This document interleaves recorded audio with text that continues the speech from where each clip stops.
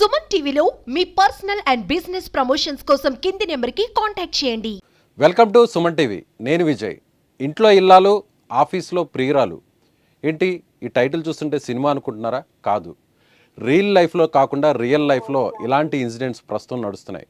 వైజాగ్లోనే సంచలనం కలిగించినటువంటి ఈ వార్త ఇప్పుడు అందరినీ కూడా ఆలోచింపచేసే విధంగా చేస్తుంది. అయితే ప్రస్తుతం మనతో పాటు ఈ ఎపిసోడ్లో బాధితురాలుగా ఉన్నటువంటి నక్షత్ర మనతో పాటు జూమ్ కాల్లో లైవ్లో ఉన్నారు. ఈమె గతంలో మిస్ వైజాగ్గా, అలాగే అమ్మాయికి సంబంధించినటువంటి ఒక తెలుగు అమ్మాయి అనేటువంటి కార్యక్రమంలో కూడా ఈమె విజేతగా ఎంపికైంది. అయితే అంత అందగత్తెను కాదని మరొక మహిళ వైపుకు వెళ్ళడానికి కారణం ఏంటి? అసలు వీరి కాపురంలో చిచ్చు రావడానికి ప్రధానంగా కారణం ఎవరు? తన భర్త ఎందుకు ఈమెను మోసం చేశారు? 4 సంవత్సరాల నుంచి తనతో ఎందుకు దూరంగా ఉన్నారు? ఇలాంటి విషయాలన్నీ మనతో మాట్లాడడానికి ఆమె లైవ్లో ఉన్నారు. నమస్తే నక్షత్ర గారు. చెప్పండి సార్. నిజంగా బాధాకరం అండి. ఫ్రేమ్లో చిన్న పాపని చూస్తూ అక్కడ మీరు పక్కన పెట్టుకొని, ఈ వయసులో ఆ పాపకి తండ్రి లాంటి వ్యక్తి వేరొక మహిళను పెళ్లి చేసుకొని తమకు దూరంగా ఉన్నాడు అని ఆ పాప ఆలోచిస్తుందంటే నిజంగా మాకు కూడా మీతో మాట్లాడడం చాలా బాధగా ఉంది. అసలు ఎక్కడొచ్చిందండి గొడవ? ఎలా వచ్చింది చెప్పగలరా? సార్ యాక్చువల్లీ మా ఇద్దరికి మ్యారేజ్ 2015 లో అయింది సార్. పాప పుట్టింది 2016 లోని. ప్రతిసారి డౌరీ కోసం లైక్ అలా డబ్బులు కావాలని చెప్పి నన్ను వేధించడం ఫస్ట్ అంతా జరిగింది అదే సార్. దాని తర్వాత కరెక్ట్ కోవిడ్ టైంలో సార్ మా ఇద్దరికి ఎక్కువ డిస్టర్బెన్స్ వచ్చే పబ్జి గేమ్స్ ఆడుకుంటూ అమ్మాయిని ట్రాప్ చేయడం గట్రా చేశాడనమాట. ఆ విషయం నాకు తెలీదు. పాపకు సీరియస్ ఉందని చెప్పిన సార్ పబ్జి గేమ్ ఆడివాడు. అది అడిగితే గట్టిగా చురకలు పెట్టేయడం, కాల్ చేయడం, లేదంటే కాలు విరిచేయడం, ఇంకా తన చేతిలో ఏ ఉంటే దాంతో కొట్టేయడం సార్. అది నేను క్వశ్చన్ చేస్తే ఇది కొట్టాడు సార్. ఒకసారి లాస్ట్ విజ్డమ్ టీత్ కూడా నాకు విరిగిపోయింది సార్ లాస్ట్.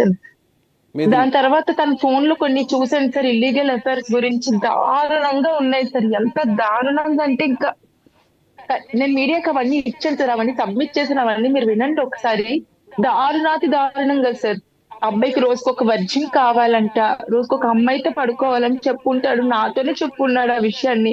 చిన్న పాప ఉంది సార్, తన కోసమని నేను ఇన్ని ఇయర్స్ కూడా అలాగా పేషెన్స్ గా వెయిట్ చేశాను సార్.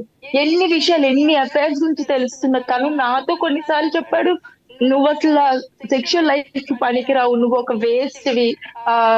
మరి పాప ఎలా పుట్టిందంటే కొంచెం కూడా పాప పుడుతుంది, ఏముంది 2 డ్రాప్స్ వేస్తే ఎవరికైనా పుట్టేస్తుంది అని అంత ఒక నీచమైన మైండ్ సెట్ ఉన్న ఒక వ్యక్తి సార్ మిస్టర్ తేజ త్రిపురాణ.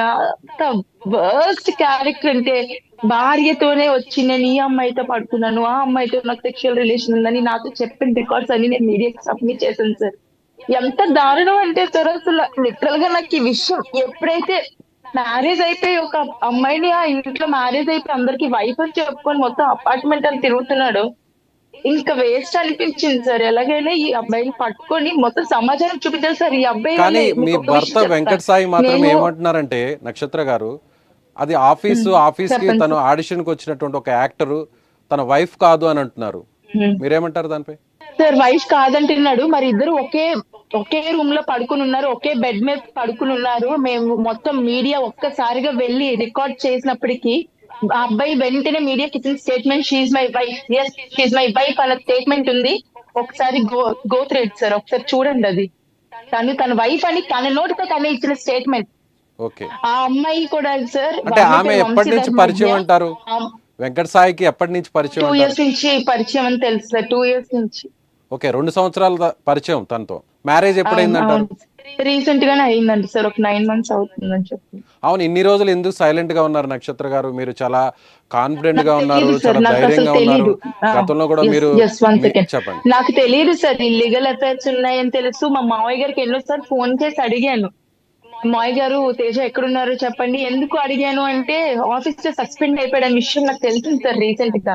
వెంటనే ఆయన ఫోన్ చేసి అడిగాను ఎక్కడుంటాడంటే, ఏమోనమ్మా నాకు తెలీదు, సొంత కన్న తండ్రి ఆ అబ్బాయి గురించి ఎక్కడో తెలియదు అంటే వెంటనే నేను కనుక్కోవడం మొదలు పెట్టాను సార్. నేను మొదలు పెట్టిన తర్వాత నాకు తెలిసిన విషయాలు, ఒక అమ్మాయిని పెళ్లి చేసుకుని ఆ అమ్మాయితో లివింగ్ ఉంటున్నాడు, వైఫ్ అని చెప్పుకొని మొత్తం అపార్ట్మెంట్ అంతా మాకు వచ్చి స్టేట్మెంట్ ఇచ్చింది సార్. కింద వాచ్మెన్ తో సహా పైన ఉన్న ఫ్యామిలీస్ అందరూ వచ్చిన స్టేట్మెంట్ ఏంటంటే ఆ అమ్మాయి వైఫ్ అని చెప్పే మాకు చెప్పున్నాడు అని. మీరే వరకట్నపు వేధింపులు కేసులు పెట్టారు, ఆల్రెడీ ఇష్యూ కూడా కోర్టులో ఉంది. ఇప్పుడు ఈ విధంగా వచ్చి రప్చర్ చేయడం, ఇలాంటి ఇష్యూ చేయడం ఎంతవరకు సమంజసం అని ఆయన ప్రశ్నిస్తున్నారు. అవును సార్, అవును సార్. వరకట్న వేధింపులు అంటే ఏంటి సార్? మిమ్మల్ని వేధించడం. ఆయన చెప్పిందంటే ఎలా నా- నన్ను డబ్బులు కావాలి అని చెప్పిన దాన్ని నేను భరించాను సార్, నేను భరించాను, అలాగే పోషించాను సార్. అంతే, ఎంత అడిగితే అంత అప్పులు చేసి మరి తెచ్చిచ్చారు సార్ మన తల్లిదండ్రులు. కానీ ఇల్లీగల్ అఫైర్స్ పెట్టుకొని నన్ను మోసం చేసేసి 10 మంది అమ్మాయిలతో ఆ అబ్బాయి అనే మాట ఏంటి తెలుసా సార్? ఇంకొకటి, రోజుకు ఒక వర్జిన్ కావాలంటే సార్. ఇలాంటి నీచమైన మగాడు ఎక్కడైనా ఉంటాడండి? భర్త అని చెప్పుకోవడానికి కూడా చాలా సిగ్గు చేటుకుందండి. రోజుకు ఒక వర్జిన్ కావాలని ఎంత మంది అమ్మాయిలతో చెప్పాడు, నాతో చెప్పాడు సార్. ఈ విషయాన్ని వాళ్ళ పేరెంట్స్ ఏమని అంటారు సార్ ఇలాంటి? వాళ్ళ పేరెంట్స్ దృష్టికి తీసుకెళ్లారా మీరు ఏంటారు ఈ విషయాన్ని?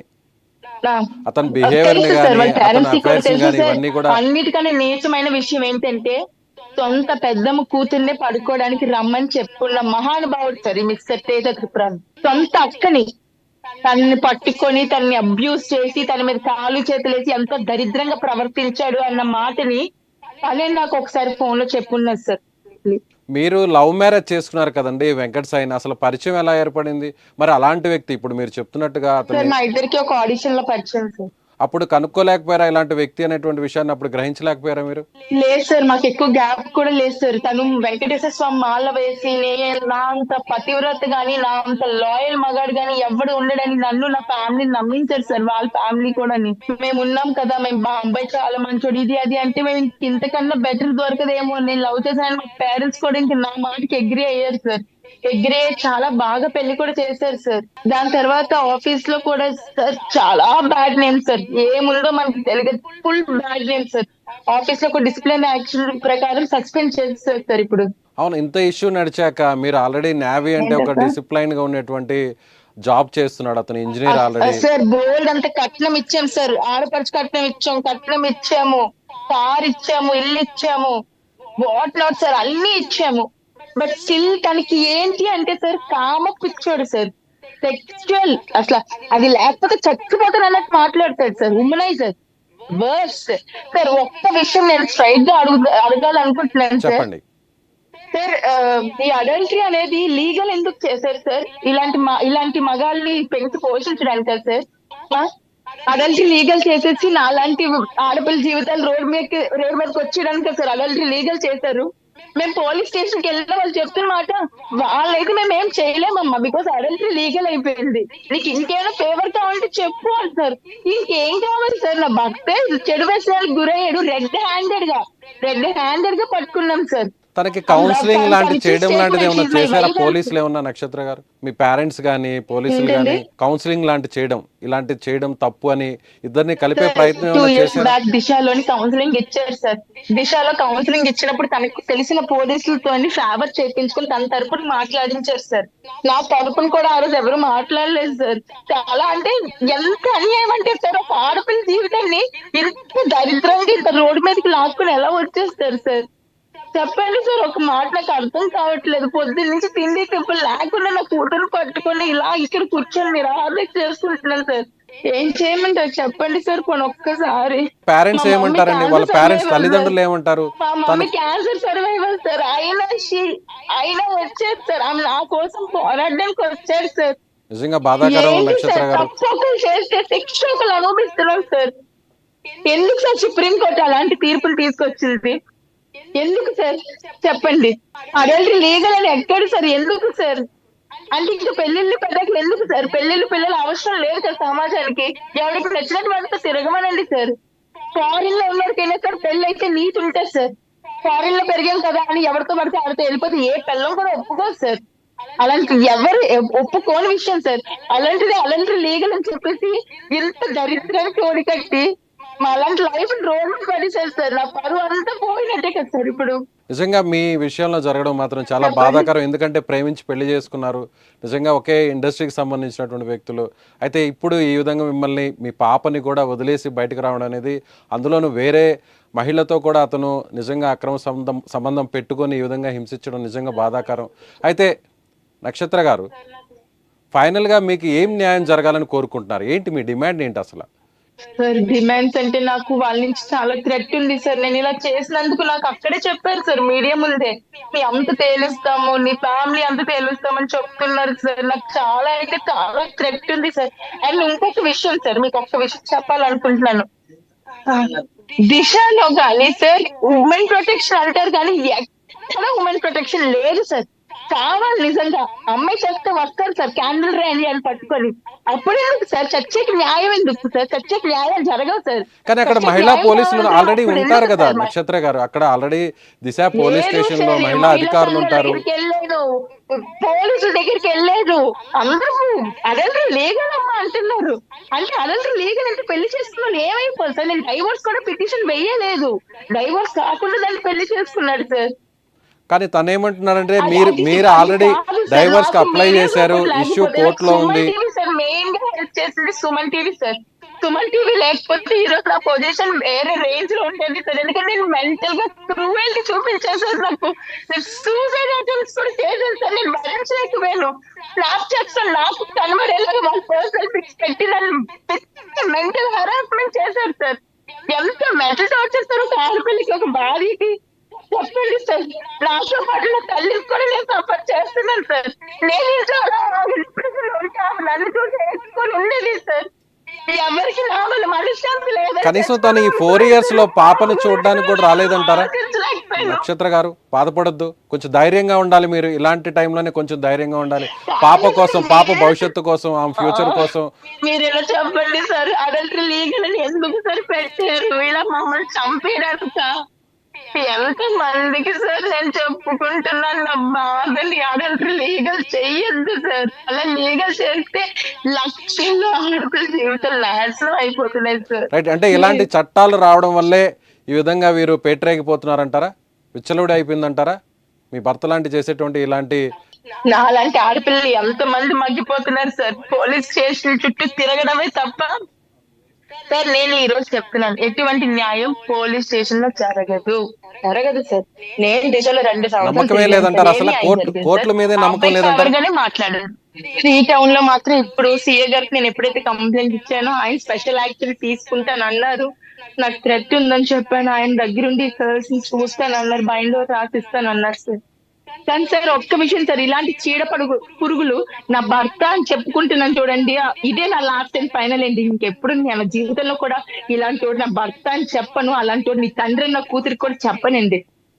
మొగుడు లేకపోయినా తండ్రి లేకపోయినా ఒక ఆడది బతకగలదు సార్, బతకగలదు. నేను బతికి చూపిస్తాను సార్ ఖచ్చితంగాని. నా కూతురి కోసం బతకగలదు సార్. ఇలాంటి నీచ పెద గురించి ఎందుకు సార్? ఇలాంటి కామాంధుల గురించి ఆలోచించి నేను ఎందుకు సార్ సఫర్ అవ్వాలి? సో ఫైనల్ గా అతనితో దూరమై అంటే విడాకులు తీసుకొని మీ ఇంకొక విషయం సార్, ఆ అమ్మాయిది పొలిటికల్ బ్యాక్గ్రౌండ్ అంటే సార్, వాళ్ళ ఫాదర్ పొలిటీషియన్ అంటే రాజమండ్రిలో ఉంటారు సార్ ఆ అమ్మాయి. ఓకే, ఆ అమ్మాయి పేరు వంశీ ధర్మజ్ఞ సారా అని కూడా అంటారంట. మరి ఆ తల్లిదండ్రులు ఎలా వదిలిసారో తెలియదు సార్. ఒక ఆడపిల్ల బయటికి వెళ్తే 100 క్వశ్చన్లు అడిగి తనకు తెలుసండి ఆల్రెడీ మీతో. నక్షత్ర గారు మీకు ఒక పాప ఉంది, ఆల్రెడీ మీకు వివాహం అయింది అనేటువంటి విషయం ఆమెకు తెలుసంటారా? ఏం ధైర్యం ఒక్క నిమిషం నక్షత్ర గారు, అంత కాలర్ ఎగరేసుకొని బయటకు వచ్చిందో నాకు తెలియదు సార్. ఏం ధైర్యం చూసుకుని అమ్మాయి చాలా అగ్రెసివ్ గా రూడ్ గా కూడా మాట్లాడింది మీడియాతో. అది మీరు చూడొచ్చు ఒకసారి. ఆల్రెడీ మ్యారీడ్ అన్న విషయం ఆమెకు తెలుసా? మ్యారీడ్ అని తెలుసు, పాప ఉందని తెలుసు. నేను అమ్మాయిని చాలా సార్లు వార్న్ కూడా చేశాను సార్. పాప ఉంది, ప్లీజ్ మా లైఫ్ లో తప్పుకొని వెళ్ళిపో అంటే, ఇది నా లైఫ్, నువ్వు ఎప్పుడో ఎక్స్పార్టివ్ అయిపోయావు, నేనే ఇప్పుడు ప్రెసెంట్ రన్నింగ్ వైఫ్, నువ్వు ఏం చేస్తావు ఎలా పోతే పో అని నాకు చెప్పారు సార్. తను ఎప్పుడైనా అంటే పాప కోసం రియలైజ్ అయ్యి రావడం కానీ, మాట్లాడడం కానీ, పాపతో మాట్లాడడానికి ప్రయత్నించడం కానీ అలాంటివి ఏమైనా జరిగాయా ఈ 3 సంవత్సరాల కాలం? లేదు సార్, లేదు లేదు లేదు. కనీసం పాపతో ఫోన్ లో మాట్లాడడం కానీ? లాస్ట్ ఇయర్ మెడికవర్ లో జాయిన్ చేశాను సార్. న్యూమోనియా వచ్చి చాలా సీరియస్ అయిపోయింది సార్. ఐసీయూలో పెట్టాను సార్ పాపని. వెంటనే వానికి ఫోన్ చేశాను సార్, తేజ ఇలా పాపకు బాగాలేదు ఐసీయూలో ఉందంటే. అస్సలు సార్ ఈవెంట్ రాలేదు సార్, ఈవెంట్ రాలేదు. మా శవం మేమే చచ్చాం తప్ప సార్ అది రాలేదు సార్. అలాంటి వాడు తండ్రి అని అనిపించుకోవడానికి కూడా వేస్ట్ సార్. సో ఫైనల్ గా ఇలాంటి వ్యక్తికి అంటే ఇలాంటి వ్యక్తికి ఎలాంటి శిక్ష పడాలనేటువంటిది మీరు ఆలోచిస్తున్నారు, మీరు కోరుకుంటున్నారండి? సార్ ముందు సుప్రీం కోర్ట్ అనేది ప్లీజ్ ఇది నాది వెళ్ళాలని కోరుకుంటున్నాను. అడల్టరీ లీగల్ అని తీసేస్తే సార్ కొంచెం పిల్లలకి భయం భక్తితో ఉంటాయి సార్. మొగుళ్ళు అనేవాళ్ళు వాళ్ళు భయం ఉంటే కదా సార్ పిల్లంతో కొంచెం సవ్యంగా ఉండేది. ఇలా అడల్టరీ లీగల్ అంటే బరి తెగిచ్చేస్తున్నారు సార్. అలాంటి తీర్పును రద్దు చేయాలని కోరుకుంటున్నాను సార్. సరే అడల్టరీ లీగల్ అన్నప్పుడు రేపులు కూడా లీగల్ అని చెప్పండి సార్. అంతే కదా సార్.